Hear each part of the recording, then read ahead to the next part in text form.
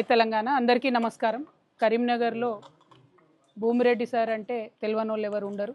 మొత్తం తను ఆల్మోస్ట్ నెహ్రూ గారి టైం నుంచి కూడా వారితో పాటు కలిసి అనేక సేవా కార్యక్రమాల్లో పాల్గొన్నటువంటి వ్యక్తి. నెహ్రూ గారి చివరి క్షణాల్లో కూడా ఎయిమ్స్ హాస్పిటల్లో వారిని ట్రీట్ చేసినటువంటి వ్యక్తి.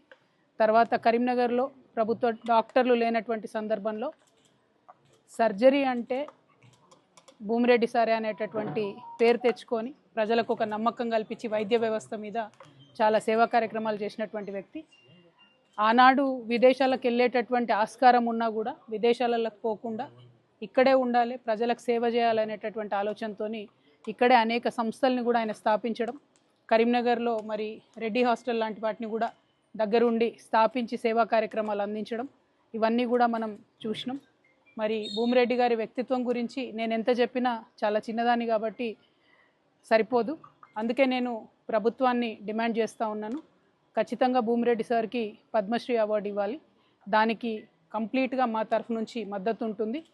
ఈ స్థానిక ఎంపీ అయినటువంటి బండి సంజయ్ గారు కూడా ఈ డిమాండ్కి మద్దతు ప్రకటించి కేంద్ర ప్రభుత్వంలో వారు కూడా ప్రయత్నం చేయాలని చెప్పి నేను కోరుతా ఉన్నాను. మరి ఆనాటి పెద్ద మనుషులు వాళ్ళకు ఉన్నటువంటి సేవా గుణం అదంతా కూడా ఈ తరం కూడా నేర్చుకొని ముందుకు పోవాలని చెప్పి మనస్ఫూర్తిగా నేను కోరుతా ఉన్నాను. మరి కరీంనగర్లో వైద్య విద్య, వైద్య కళాశాల, వైద్యానికి మారుపేరుగా నిలిచినటువంటి భూమిరెడ్డి గారి పేరు చిరస్థాయిగా ఉండే విధంగా పద్మశ్రీ ఇవ్వాలని చెప్పి ప్రభుత్వాన్ని మరొకసారి డిమాండ్ చేస్తాం.